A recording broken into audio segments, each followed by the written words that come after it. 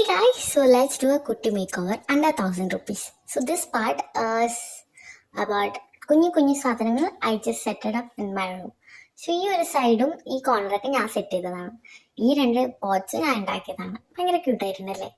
ഇതും ഞാൻ ഉണ്ടാക്കിയതാണ്. ഇതെന്റെ എക്സ്പെക്ടേഷൻ എത്തിയിട്ടില്ലെങ്കിലും പ്രശ്നമില്ല, ഒരു കോർണറിൽ അത് ഇരിക്കട്ടെ. ഇന്ന് ഞാൻ വേറൊരു സംഭവം ആക്കാനാണ് വന്നത്. ഈ ക്രാഫ്റ്റ് ഞാനുമായിട്ട് ഒരു ബന്ധമില്ലെങ്കിലും എനിക്ക് ഇങ്ങനത്തെ കുട്ടി കുട്ടി സംഭവമൊക്കെ ചെയ്യാൻ ഇഷ്ടമാണ്. പക്ഷെ ഒക്കെ കുളവും. ഇത് തുടങ്ങുമ്പോൾ എനിക്ക് മനസ്സിലായി അവസാനം ചെറിയ രീതിയിൽ കൊള്ളാമെന്ന്, പക്ഷെ ഇത്ര വലിയ രീതിയിൽ കൊള്ളാമെന്ന് ഞാൻ വിചാരിച്ചില്ല. ഇതൊരു ഫ്ലോപ്പ് ആയ ക്രാഫ്റ്റാണ്. പക്ഷെ എക്സ്പെക്ടേഷൻ തുടങ്ങി കേട്ടോ. ഒരു സൈഡായിട്ട് വെക്കാൻ പറ്റുന്ന ഒരു ഫ്രെയിമായിട്ടായിരുന്നു ഞാൻ സ്റ്റാർട്ട് ചെയ്തത്. ബട്ട് എൻ്റെ പിന്നെ ഡിസാസ്റ്റർ എന്നൊക്കെ പറയാം. ഫുൾ ദേഹത്ത് മൊത്തം പെയിൻറ്റും ആയി, ബെഞ്ചിലും പെയിൻ്റായി, കളയാനും പറ്റുന്നില്ല.